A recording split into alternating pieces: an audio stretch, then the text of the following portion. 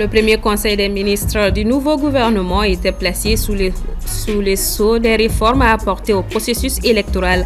Le général de division Abdoulaye Maïga entreprend d'ores et déjà des actions en ce sens et nous recevons un invité journal pour en parler. La dengue, l'on constate une baisse de garde de la population face aux mesures préventives de la maladie. Nous ferons le point de son évolution dans ce journal. Joe Biden, le président américain, est arrivé en Angola hier pour une visite de 2 jours. Mesdames et messieurs, bonsoir. Merci de nous recevoir chez vous. Le Premier ministre a entrepris depuis quelques jours des démarches qui augurent une lueur d'espoir pour l'organisation des élections générales en 2025. Soumaïla Fani. Depuis quelque temps, des actions gouvernementales laissent espérer que l'année 2025 serait une année électorale au Mali. Octobre dernier, le Conseil national de transition a tenu sa session budgétaire qui a prévu des dépenses dites électorales.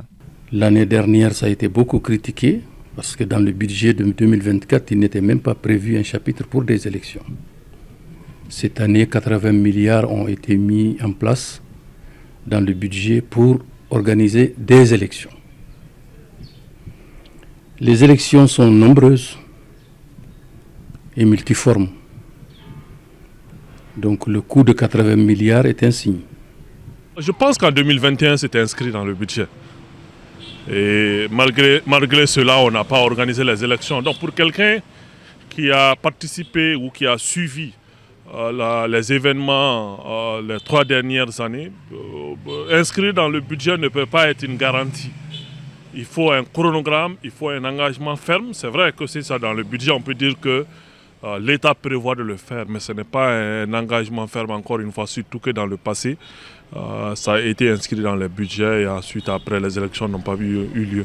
Si cette prévision du Parlement constitue déjà des indices, le chef de l'État, quant à lui, l'évoque clairement mais sans préciser d'échéance. Le 27 novembre, il a invité les membres du gouvernement à créer les conditions nécessaires à l'organisation d'élections transparentes et apaisées qui devront mettre un terme à la transition. Nous n'avons d'autre jugement que de les croire et de les prendre sur parole. Si cela est, nous pensons que les élections seront tenues en 2025. Dans quel ordre? Dans quelle organisation? Il y a simplement des facteurs incontournables et des conditions obligatoires à mettre en place pour tenir des élections. Il faut noter aussi que dans le plan d'action gouvernemental du précédent gouvernement, c'était inscrit. Mais cela ne nous a pas empêché d'avoir 2 prolongations de transition, 18 mois puis après 24 mois. Donc pour nous, il faut un engagement ferme, il faut un chronogramme pour qu'on puisse véritablement se dire que voilà, quand même, il y a des dates qui ont été fixées et que les élections se tiendront de telle période. Hier, lundi 2 décembre, le nouveau Premier ministre a rencontré l'organe chargé de l'organisation des élections lèges, au cours de laquelle il a souligné que le retour à l'ordre constitutionnel est un concept incontestable. Jeudi 5 décembre prochain, il est prévu une autre rencontre avec la classe politique, au cours de laquelle un point sera fait sur la révision annuelle des listes électorales. Organisation des élections générales, une lueur d'espoir. On aborde le sujet en profondeur avec l'invité de ce journal, Dr Brahima Mamadou Koné. Il est docteur en sciences politiques, expert en politique et administration électorale. Bonsoir à vous et merci d'avoir répondu à notre invitation. Bonsoir madame et bonsoir aux téléspectateurs. Vous venez de les entendre, ces acteurs politiques, ils sont sceptiques quant à l'organisation des élections générales en 2025 et le Premier ministre de son côté entreprend des initiatives. Quelle analyse faites-vous de la situation? Merci madame. Moi je pense qu'il y a une certaine volonté politique manifeste aujourd'hui pour que nous puissions aller aux élections en 2025. Pour la simple raison qu'il y avait la loi, il y avait le budget des élections dans la loi des finances de 2024 qui a été retiré à la dernière minute, mais certainement on a mis le budget des élections dans la loi des finances de 2025. C'est déjà un référentiel, c'est déjà une lueur d'espoir pour dire que nous allons partir aux élections. Mais pour partir aux élections, il y a des préalables. Et les préalables aujourd'hui, je vais m'appesantir sur quelques éléments. Le premier postulat, c'est que nous avons adopté une nouvelle constitution Et il faut élaborer aujourd'hui des lois organiques et des lois ordinaires pour une application effective de cette nouvelle constitution. Partant de ce constat, il faut aujourd'hui une loi organique ou ordinaire qui va déterminer le nombre de députés, aussi le nombre de sénateurs, mais aussi une loi organique qui va déterminer le niveau de la circonscription électorale.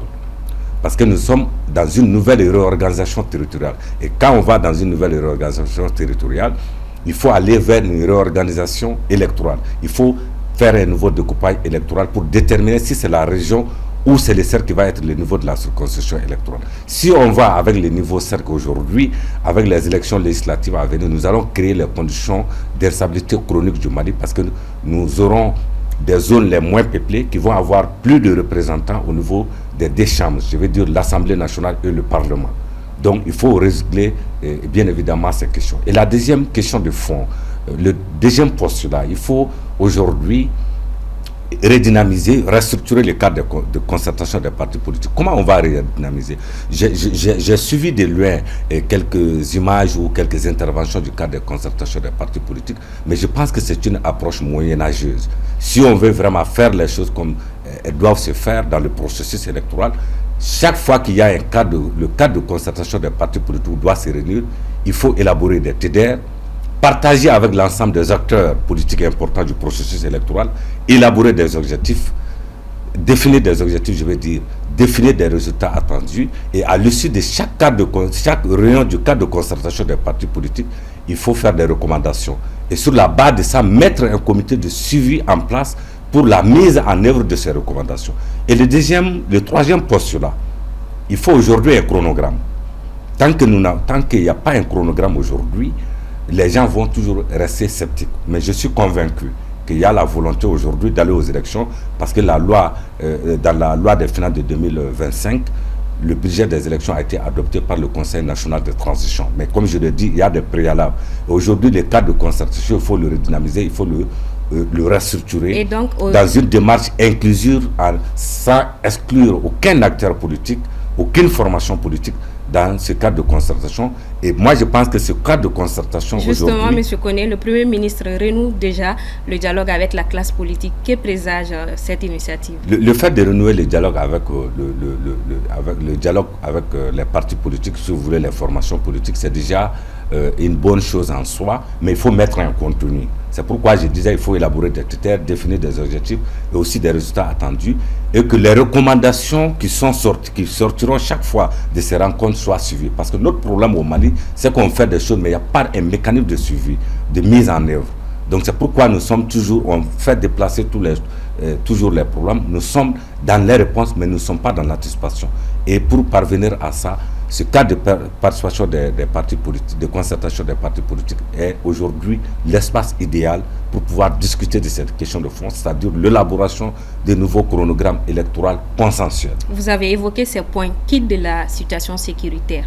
La situation sécuritaire, pour moi, nous avons organisé le référendum dans le même contexte et je pense qu'aujourd'hui, quand vous regardez un peu, notre armée est en position de force aujourd'hui, la HPR a changé de camp. Mais ce qu'il faut comprendre, c'est que la loi électorale est très flexible. À chaque moment, on peut aller à une révision de la loi électorale, même à une semaine d'un processus électoral, on peut revoir et faire une relecture de la loi électorale.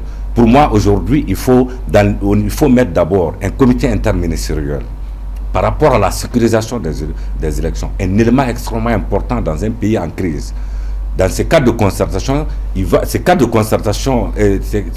de concertation interministérielle va être présidé par le Premier ministre qui est aussi le ministre de l'Intérieur, le général de division, où il y aura le ministre de la Défense, le ministre de la Défense, le ministre de la Sécurité, le président de l'autorité indépendante de gestion des élections, et ils vont réfléchir pour cartographier les zones à risque potentiel pour la tenue des élections à venir. Et quand on va identifier ces zones... Cela a été une proposition concrète. Voilà. Alors, selon vous, est-ce que 2025 est l'année idéale pour l'organisation des élections générales? Pour moi, c'est l'année idéale. Mais vous savez, les élections sont...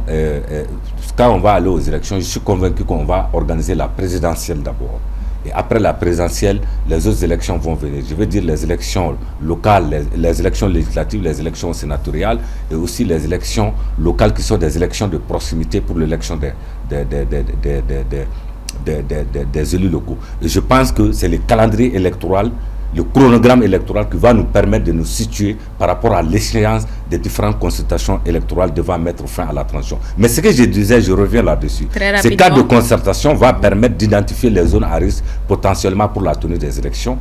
Et ils vont réfléchir ensemble avec des experts qui vont les accompagner pour mobiliser les réponses adéquates. Quand on cartographie, on va savoir quel est le nombre d'éléments de forces de défense et de sécurité qu'on doit déployer dans cette zone, quels sont les moyens qui doivent être mis à leur disposition en termes de communication, en termes de sécurité. Quand on détermine tout cela, ça va permettre à l'État du Mali de pouvoir organiser l'élection du président de la République en 2015 sans qu'il y ait des prises d'otages, sans qu'il y ait des actions qui puissent dérailler ou qui puissent perturber le déroulement des opérations électorales en 2025. Merci beaucoup à vous, M. Koné. On aura l'occasion de continuer avec cette interview dans nos prochaines éditions. Merci vraiment à vous d'avoir répondu à nos questions. À moi de vous remercier. Ce journal se poursuit et on parle de la dengue, une maladie transmise par les moustiques. Elle continue de faire des victimes puisque la population a baissé la garde quant au mode de prévention. L'épidémie de la dengue, où en sommes-nous au Mali? Le dossier de la rédaction est signé Assitoumani Koulibaly. Apparue au Mali en 2023, la dengue est une maladie qui se manifeste par la fièvre, les maux de tête, les douleurs musculaires et articulaires, ainsi que les nausées et les vomissements. Avec des cas assez élevés ainsi que des décès, la maladie semble être dans l'oubliette au sein de la population. Pourtant, elle est toujours d'actualité avec l'augmentation de cas. Selon des chiffres de la Direction générale de la santé et de l'hygiène publique, 51 cas ont été confirmés au cours de la semaine écoulée. La semaine précédente, notamment la 48e semaine épidémiologique, a été marquée par une diminution du nombre de cas par rapport à la semaine 47. Au total, la semaine passée, nous avons enregistré 51 cas confirmés de dengue. Par rapport à la semaine 47, nous avons enregistré au total 105 cas et 0 décès. Donc il y a une diminution. Les régions les plus touchées par cette maladie sont Koulikoro, Mopti, Sikasso, Kayes, Ségou et les districts de Bamako. Afin de parvenir à une éradication complète, plusieurs actions sont menées par le département en charge de la santé. Notamment les actions d'assainissement de notre environnement, la destruction des milieux de reproduction des moustiques, notamment appelés les gîtes larvaires, et la destruction des eaux stagnantes, la promotion de l'utilisation des moustiquaires imprégnés d'insecticides de longue durée à tout moment et en toute saison, et les ports des habits qui couvrent tous les corps. Il faut rappeler qu'il n'existe pas un traitement spécifique pour la dengue, mais plutôt une prise en charge afin de soulager les personnes contaminées et prévenir d'éventuelles contaminations. Depuis la dernière mise à jour du 8 mars 2024, le ministère de la Santé rapporte un total de 1909 cas avec 320 cas confirmés et 1589 cas suspects et aucun décès dû à la dengue n'ont été rapportés cette année dans les 10 régions du Mali. La Convention des Nations Unies sur la lutte contre la désertification alerte sur la menace croissante de la sécheresse qui pourrait toucher 3 personnes sur 4 d'ici 2050. Dans son rapport publié ce lundi 2 décembre 2024, l'Atlas mondial tire la sonnette d'alarme. Ibrahim Babi. Selon le rapport, contrairement aux catastrophes immédiates, les sécheresses ont des effets systémiques profonds sur plusieurs secteurs de l'économie et de l'environnement. L'agriculture, consommant 70% de l'eau douce mondiale, est particulièrement vulnérable, tout comme la production hydroélectrique et le transport fluvial. Les écosystèmes souffrent également avec des répercussions potentiellement irréversibles sur la biodiversité. Au Mali, selon l'adjudant-chef Sidi Daou de la Brigade des eaux et forêts de Sanankoroba, la situation n'en demeure pas moins alarmante. La cause de la sécheresse au niveau de l'Afrique même en tant que telle, c'est l'abattage des arbres pour le bois de chauffe, le bois de chauffage et des pratiques d'utilisation des terres inappropriées entraînant la diminution de la végétation. Et cette sécheresse jouera un rôle très négatif sur nous en tant que population et maliens. Ça aura d'impact sur les récoltes parce que vu l'assèchement des terres, ça a couvert les terres agricoles et là, ça c'est des impacts déjà. Ibrahim Tchao, secrétaire exécutif de la CNULCD, a appelé à une refonte des décisions et de la gestion des risques de sécheresse, soulignant l'importance d'adopter les conclusions de l'Atlas mondial de la sécheresse pour créer un avenir résilient. Le rapport propose une stratégie en 3 axes: système d'alerte précoce, restauration des terres et gestion innovante de l'eau. El Malick Ndiaye est le nouveau président de l'Assemblée nationale du Sénégal. Le responsable du PASTEF était la tête de liste départementale du parti à Linguère. Son portrait avec Aminata Keïta. À 41 ans, El Malick Ndiaye devient l'un des plus jeunes présidents de l'institution parlementaire. Il succède à Amadou Mame Diop et devient par la même occasion la deuxième personnalité de l'État. El Malick Ndiaye est l'une des figures du PASTEF dirigé par Ousmane Sonko.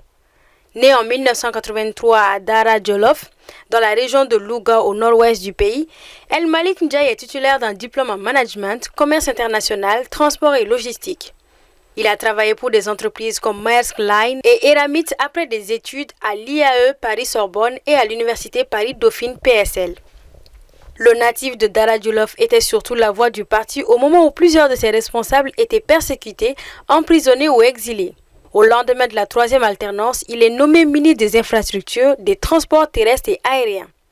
Investi comme tête de liste départementale à Linguère lors des législatives du 17 novembre, il gagne dans son fief avec le soutien de certains responsables de la zone. Une victoire qui renforce son ancrage dans le Djolof et le propulse comme l'un des poids lourds du parti. El Malick Ndiaye s'est frotté au monde de la politique très jeune. Il a démontré un engagement précoce en militant dans plusieurs formations. Dès l'âge de 17 ans, l'adolescent s'implique dans la première alternance politique du Sénégal en 2000, en soutenant sans pouvoir voter Moustapha Niasse, leader de l'Alliance des Forces du Progrès AFP. Par la suite, il épouse des idées de gauche en rejoignant le mouvement AGPADS. Mais c'est en 2011 qu'il fait véritablement son entrée dans la politique lorsqu'il s'engage auprès du professeur Ibrahima Fall, qu'il considère comme son mentor. Au sein de son mouvement Taxautem, du brillant économiste, il était déjà important dans le dispositif de la communication. Après le retrait de Ibrahima Fall de la vie politique, ce diplômé en commerce international intègre le Parti des Patriotes du Sénégal pour le travail, l'éthique et la fraternité en 2015. Décrit comme un des fidèles défenseurs du projet, il gravit rapidement les échelons dans cette formation politique fondée en 2014 jusqu'à occuper le poste de secrétaire national du parti chargé à la communication. C'est Malick Ndiaye, jusqu'alors ministre des Transports terrestres et aériens du pays, qui a été élu dans la soirée d'hier président de l'Assemblée nationale après que le Premier ministre Ousmane Sonko ait annoncé avoir choisi de rester à la tête du gouvernement plutôt que de devenir président de l'Assemblée et renonçant ainsi au mandat de député remporté aux élections parlementaires du 17 novembre. Seul candidat en lice, il est passé avec 134 voix pour, 22 contre et 7 abstentions sur 163 votants. Et les 165 députés ont été installés dans leurs fonctions ce lundi 2 décembre lors de la première session de la nouvelle Assemblée générale, nouvelle Assemblée nationale. Paul Yapinguesson. Avec une majorité confortable de 130 sièges sur les 165, le PASTEF s'empare sans difficulté la majorité dans le nouveau bureau de l'Assemblée nationale. La 15e législature sénégalaise s'ouvre sur une confrontation marquante entre deux figures emblématiques. Mohamed Ayeb Salim Dafé, leader du groupe parlementaire PASTEF, les Patriotes, et Aïssata Tall Sall, président du groupe Taku Walou. Ces deux personnalités incarnent des visions politiques opposées, marquées par un contraste générationnel et stratégique. Le groupe parlementaire Taku Walou, Sénégal, est en colère et se dit déçu de la décision de la majorité parlementaire PASTEF de lui priver du poste de 8e vice-président qui devrait revenir à son candidat Mahamadou Faba Ngom Di Farba. Aïssata Tall, président du groupe parlementaire Taku Walou Sénégal, dénonce ainsi un abus de la part de la majorité parlementaire, puisqu'elle accuse celui-ci d'accaparer tous les postes du bureau de l'Assemblée nationale. Aussi, a-t-elle annoncé le dépôt du recours par son groupe parlementaire au niveau de la justice. Ce poste de 8e vice-président que convoitait Taku Walou a été pris par PASTEF, qui réclamait une candidature féminine à la minorité parlementaire. La députée PASTEF de Guédiawaye, Rama Boudiane, occupe depuis hier ce poste. Les vice-présidents, au nombre de 8, sont tous issus du parti au pouvoir. Le député Guy-Marie Sagna, qui s'était déjà fait remarquer dans la précédente législature par ses positions pour le respect des principes, s'est encore illustré hier lundi 2 décembre lors de la plénière d'installation de la 15e législature. En effet, peu après le démarrage de la séance, le député du département d'Oussoué, région des Ziguinchor, en sa qualité d'appartenance à l'actuelle majorité parlementaire, a exigé la lettre de démission du gouvernement du ministre des Infrastructures et des Transports terrestres et aériens, El Malik Ndiaye, proposée par leur parti PASTEF. Devant le pupitre, Guy-Marie Sagna a justifié sa position par une logique de cohérence au combat de principe qu'il avait mené avec ses camarades de l'ancien groupe parlementaire Yemi Askawi contre les anciens ministres du régime du président Macky Sall.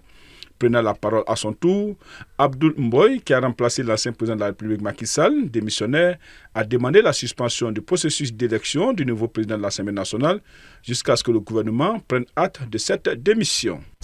À la suite de la démission de El Malik Ndiaye du gouvernement, élu président de l'Assemblée nationale le lundi 2 décembre, le président de la République a procédé à un léger remaniement du gouvernement dirigé par Ousmane Sonko. Une seule nouvelle entrée a été enregistrée. Il s'agit de celle d'Abbas Fall, nommé ministre du Travail, de l'Emploi et des Relations avec les institutions, en remplacement de Yano Kadimi. Ce dernier s'occupe désormais du département des infrastructures, des transports terrestre et aérien, précédemment dirigé par El Malik Ndiaye. Direction l'Angola, où Joe Biden est finalement arrivé ce 2 décembre pour une visite de 2 jours. Geneva Samaki. Stratégiquement et symboliquement chargé, cet événement représente la première visite d'un président américain en Afrique depuis celle de Barack Obama en 2015. Contrairement à son prédécesseur Donald Trump, qui n'a jamais visité le continent, Joe Biden choisit de faire ce voyage à quelques semaines de la fin de son mandat, suscitant de nombreuses interrogations. L'objectif, c'est d'assurer un approvisionnement en matière stratégique, ça c'est très important. Et un autre objectif est également de cantonner l'influence chinoise. Et le troisième aspect, c'est de montrer le retour des États-Unis sans sous-traitance en Afrique et particulièrement également pour quelque peu cantonner également l'influence russe en matière de matériel militaire. Ces déplacements interviennent alors que les relations entre les États-Unis et l'Afrique demeurent caractérisées par de grandes promesses non tenues depuis l'ère Obama, exposant les lacunes structurelles de la politique américaine sur le continent. La visite de Joe Biden en Angola s'inscrit en effet dans un double cadre. D'une part, le respect d'une promesse faite au chef d'État africain lors du sommet de Washington en décembre 2022 où il s'était engagé à visiter le continent avant la fin de son mandat et d'autre part, une reconnaissance de l'importance stratégique de l'Angola tant sur le plan continental qu'international. Cela montre suffisamment que les États-Unis sont en difficulté par rapport au positionnement à travers le monde.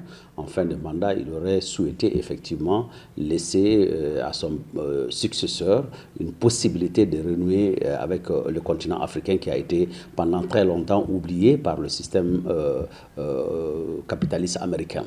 Il s'agit juste d'un repositionnement, qu'il s'agit de la position, l'hégémonie, c'est que la Russie est en train de faire aujourd'hui à travers le continent africain. L'Angola, riche en pétrole et gaz, qui représente plus de 90% des exportations et 43% du PIB, est devenu un point névralgique dans les initiatives géopolitiques américaines sur le continent.